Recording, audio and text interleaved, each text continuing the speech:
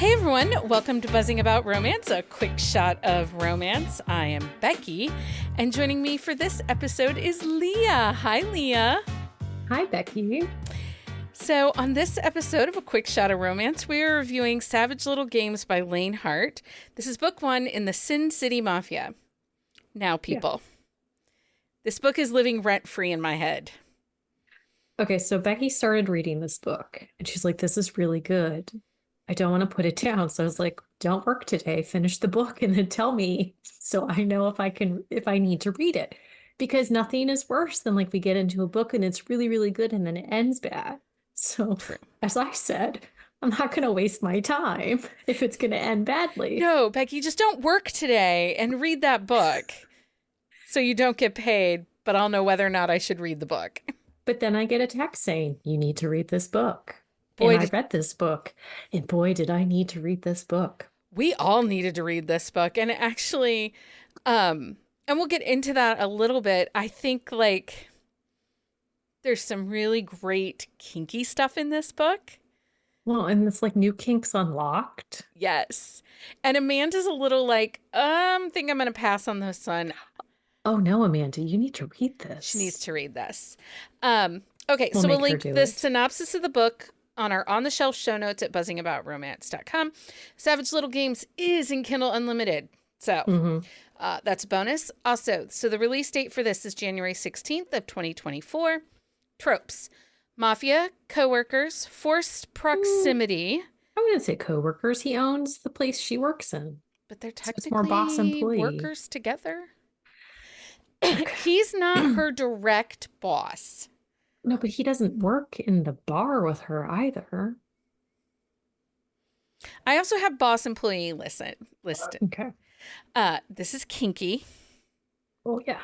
So kinky. Pining for her. Mm-hmm. Fated to love.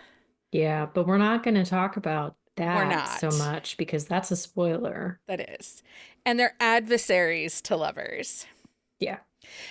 So the series name is Sin City Mafia, and this is an interconnected standalone. This book does end with an HEA for Dante and Vanessa. Yes. But the world and the story continue on in the next book that comes out in April. Yeah. And it's one of his daughters. But see, don't you think that's kind of spoily? No, because you find out he has daughters like way ahead. And like they're younger. Not younger, but they're like of age. Yeah. Like we're not spoiling anything. Like the next books are his daughters. Like and it's just gonna be really good. So we don't know which daughter it is. So these are single parents, slow burn, dual first person, put out percentage. So it gets spicy at 47%, but it does not fully pop. Fully. But they do not do things. 79% before it fully pops. Yeah, and in the way it pops. Hello. And there is a third act breakup. It's not really in the third act, though. I'd say it's before that. Well, but yes, there is. I mean, it's about 65%. Well, here, let me look. I actually was just rereading. I was rereading things. Okay. So. Oh, it's at 70%. So yeah. 70% breakup. So that's the last third act. Yeah. Okay. So our hero's name is Dante Salvatore. And he is, I don't know if I missed an R or not. It's Salvatore, right? I don't know. We'll just not worry about it because we'll probably both murder it. So Dante is the owner of the casino that Vanessa works at. Dante is also the head of the Italian mafia. He took it over from his father, who he murdered his father. I think so. Yeah, like it doesn't fully say it. Also, content trigger warnings, violence on the page, people. But consent is very much there. Yes, 100% consent. So there's no dubious consent. Well, it's forced proximity. So let's talk about that as we're like all over the map on this book. We really are. This is forced proximity because our heroine, Vanessa, who is a cocktail waitress at the casino that Dante owns, her live-in boyfriend, significant other, has got himself in a little bit of a situation. A pickle, you might say. Right. With the Russian mob. With the Russian mob. He owes the Russian mob $76,000. Yes. And what happens is Dante notices that Vanessa has bruises. Well, Dante doesn't notice because he's too busy looking at her rack. The other people he is with notice, and then he sees, and then he loses his shit. He loses his shit, and her significant other, Mitch, is brought in, and basically Dante will pay the debt of $76,000 to the Russian mob if Vanessa will stay with him for 76 days. As his, like, prisoner, basically. Prisoner, sex slave, roommate, it all works. But it's delightful. But so she agrees on the condition that he does not kill the boyfriend because he's mad. So that is one thing with Vanessa. There are conditions, there is debate, there is negotiations for each step during this 76 days that happens. So I really like how Lane Hart wrote this because while these are all things that we traditionally see in mafia romances, the way she brings it together, it felt fresh. It felt unique. Vanessa was not a damsel in distress. No. Well, she wasn't this teenage virgin who hasn't lived her life yet. Like, she's in her... She's 36 years old. She has a 20-year-old son that is away at college. She had him early in life. Self-sustaining. But she's lived her life. She's not some simpering idiot who doesn't know her worth. Like, she has a backbone. She has fight. She talks back and, like, puts him in his place. She really does. And the other thing, and the way Lane wrote her, Vanessa is dynamic on the pages. Like, I have a major girl. I love Dante. I thought he was great mafia hero. Yeah. But the standout in this book between the two main protagonists is Vanessa. She wins every fight and hands down. And she does things. So as we said earlier, Dante is the single father. He has 3 daughters that are all that are 20, 19, and 18. And they are sheltered but worldly. Yeah. Which they're sheltered in such a way that you wonder how they became worldly, because, like, he keeps them in a tiny bubble, but they are not dumb. Like, they are not these, again, they're not simpering idiots. Like, they stand up for themselves. They have attitudes and they push back. It doesn't really work too much. Well, and they are kind of bitchy and mean. And actually, I think in the book, too, Dante's a little frightened of them in the book. And the way that Vanessa is like, you can be catty, you can be stupid, but if you don't want this to be what you always know, here's how you can change. And I liked that. I liked that she didn't try to be their mom. She didn't try to be their best friend. She wasn't afraid of them. She basically said, y'all are a bunch of babies. Get your heads out your butt and do what you need to do. She basically told them stop being bitches. She does. She does. But she knows right away, like, they don't like her. Like, they don't like her presence there. And it's just, I think it's just because, like, they're used to seeing their dad with a certain type of person. Not that he ever brings them to meet them. Right. But they see his lifestyle. Yeah. So they just assume that she is like a dumb airhead, like everything else that he slept with in the past, like, so many years. Well, or that she's using him for his money. Yeah. And she really isn't. No. Because she doesn't want the money. She doesn't want anything from him. No. And there's a really great, like, Pretty Woman try on clothes scene. Oh, yeah. But she tells him he's not as good as Richard Gere. Right. She's like, you suck.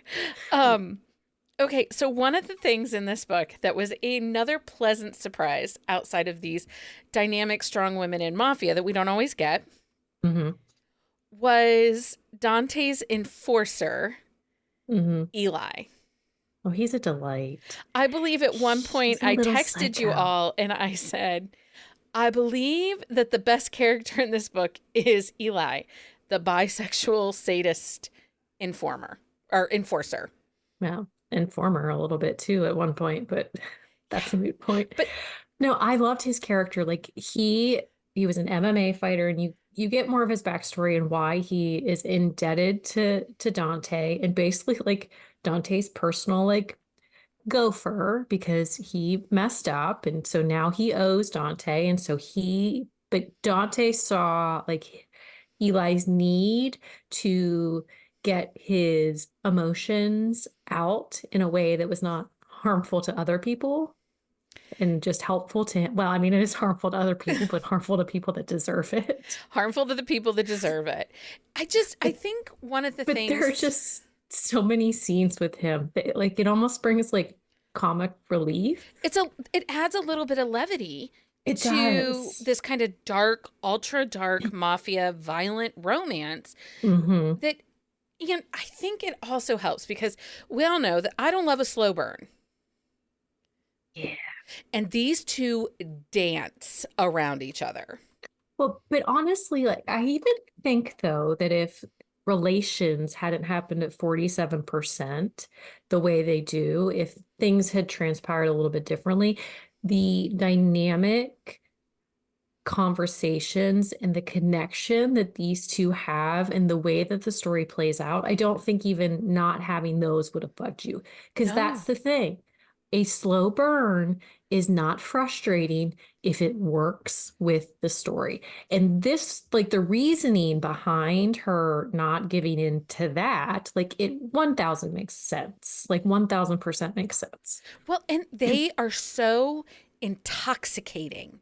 Yeah. The way that, and the pacing of the story, the way Lane writes their relationship and the chemistry, you are sucked in and Hmm. it's intoxicating. And seriously, you are jonesing for that next moment they're going to be on page together. The intensity of their chemistry allows that slow burn to be almost, I was desperate for it to stay a slow burn Hmm. because of the banter and the chemistry and it and the way they kind of just move within each other's realm. Honest to goodness, like this book was everything. I was like, I'm done. Wait, what? Yeah. I But was it sad. is it is literally two puzzle pieces that fit perfectly together. Yeah. And it is one of those stories that you cannot put down No. unless you have to Well, because life unless you happens. do have to But email it people. is one of those things that like you don't want this one to end. Like you want to have those 6 hours, if that's how long it takes to read a book, to sit and read. Like, It was yeah, a wild ride. honestly, This is a book not to pick up at 10 p.m. because you will not be I going to mean, sleep until you're you done. can pick it up at 10 p.m., but just be prepared to be tired the next day. And it's one of those books that it has some weight to it. Like it's not a super short book, but it doesn't feel long because No.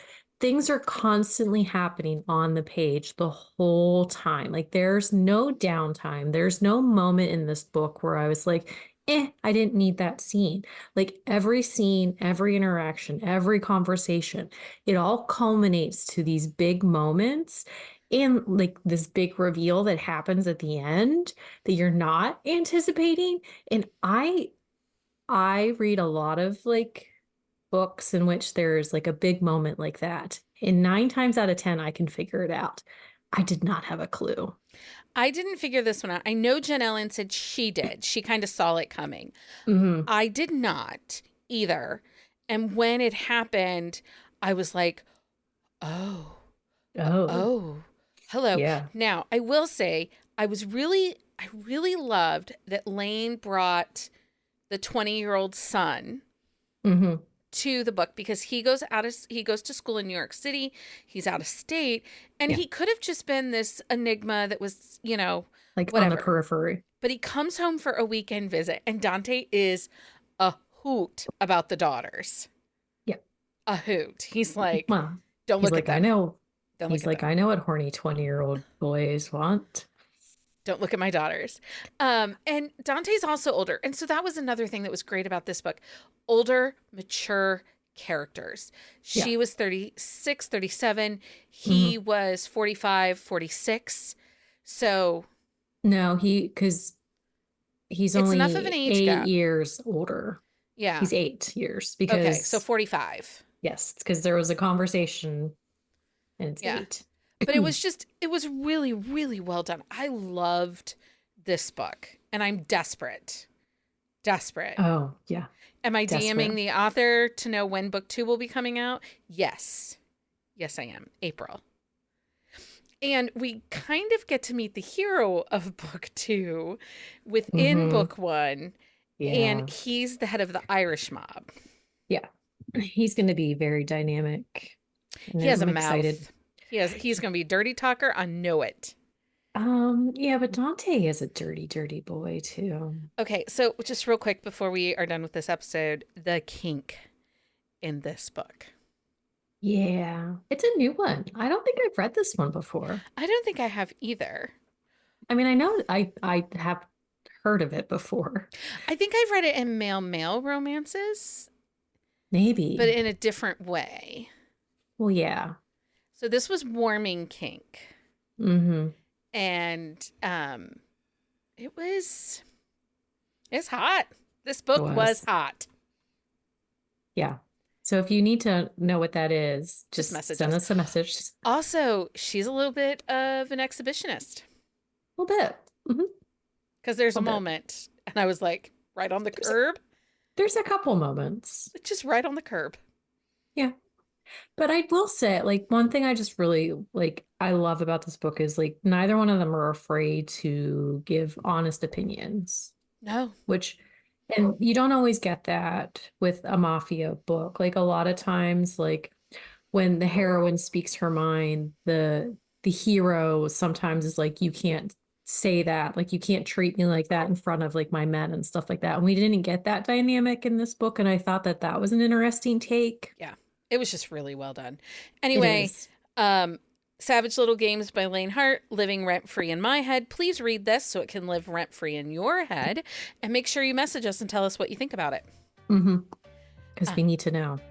Leah, thanks for reading Savage Little Games. Of course. It was a delight. It was. Until next time, everyone. Happy reading, everybody. Find us on Instagram at Buzzing About Romance or on Twitter at Buzzing Romance. If you like the podcast, please leave a review. If you'd like to support us directly, join the Bookcase and Coffee Patreon and receive exclusive content only available to Patreon members. Check out bookcaseandcoffee.com for our on-the-shelf show notes.